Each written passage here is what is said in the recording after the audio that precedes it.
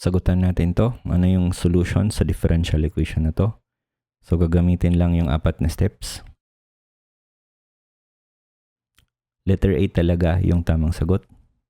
Pakita natin na ito nga yun yung tamang sagot. Sulat muna yung given na DA this way. So, si second, pinalitan lang ng cosine. Reciprocals lang naman sila. So, ganito. Mas convenient kasi si cosine mas convenient kasi sa calculator may cosine, walang second. So, ito na yung differential equation. And then, isusulat siya in this form, mdx plus ndy equals 0. Ito yung first step. So, yung m is just y and n is negative cosine x. And then, yung step 2 ay pipili ng values for x and y. Yung ab. Dito, 0 and 1 yung pinili natin. And then, isusubstitute dun kay m and n and i-divide sila. Dito yung sagot ay negative 1. Kasi, yung m is just going to be 1. 1 lang naman. But yung denominator, negative cosine of 0, that's negative 1.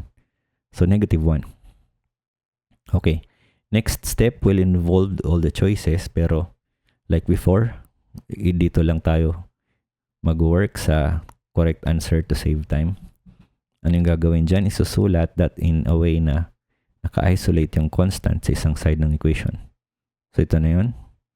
And function of x and y na lang dito sa side na to. Yun na si big F of x and y. Pero second and tangent yan, mas convenient kung isusulat natin yan na in terms of sine and cosine. So, ito na yun. Konting trigo manipulation lang. And then, ito na si big F. Pwede na natin kunin si fx and fy. Ito si fx. So, sinubstitute muna dun kay y. Yung value niya na 1. So, naging cosine x na lang yung numerator. As is yung denominator kasi wala namang y dyan. And then, function of x na lang to. And then, pwede nang i-input sa calculator. Yung sagot will be negative 1. Let's say na ganun nga. So, by the way, magko-compute dito ng cosine and sine. So, make sure na nakaset to radians yung calculator. Right now, may naka-display na R. So, okay na yan. But, kung hindi, nandito yan sa setup. So, press shift lang, setup. Select 4 lang for radians. Kung gusto naman ibalik sa degrees, 3. Select 3. So, okay na tayo. Pwede nang input yung function na cosine x divided by 1 plus sine x. And then, i-evaluate ito at x equals 0. Press equal sign and negative 1 nga yung sagot. So, yun na si fx.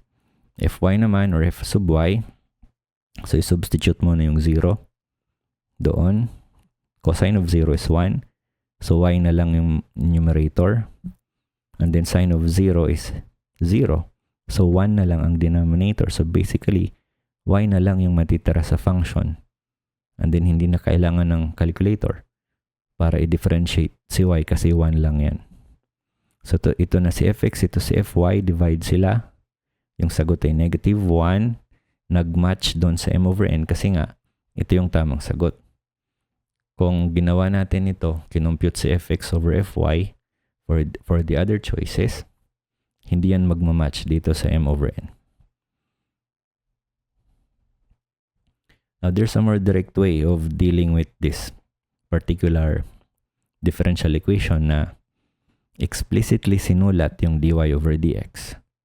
Since alam na natin na ito na si dy over dx, hindi na kailangan i-identify si m and n. Pwedeng evaluate na yan agad at two chosen values. At chosen values for x and y. So, gawin natin same pa rin. Si x ay 0, si y ay 1. So, substitute lang doon.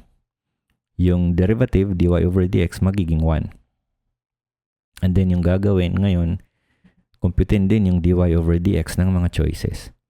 But just like before, let's just work on the correct answer. Ito na yun. Computein natin yung dy over dx neto. And we're expecting na magmamatch yan dito kasi nga ito yung tamang sagot. Una, kailangan mo nang malaman ano si c. To do that, substitute lang yung 0 for x and then yung 1 for y. And then, ang makukompute na value ni c ay 1. Once alam na si c and si y alam na, kunin na yung derivative. So, ito ngayon ang gusto nating computein, yung derivative ni y.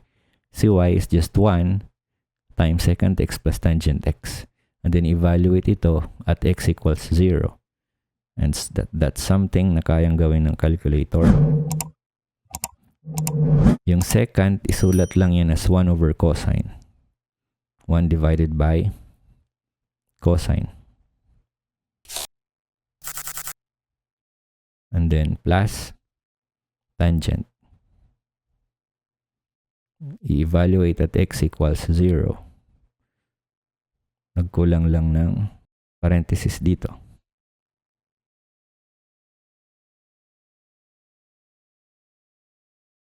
Okay, yung sagot nga ay 1. And nag-match doon as expected kasi nga ito yung tamang sagot. Pag kinompute ito, yung dy over dx, for the other choices, then hindi yun magmamatch dito. So, ito yung mas direct na way. And pwede lang to pag makukompute yung dy over dx ng mga choices and yung dy over dx ng given differential equation. That's not always the case.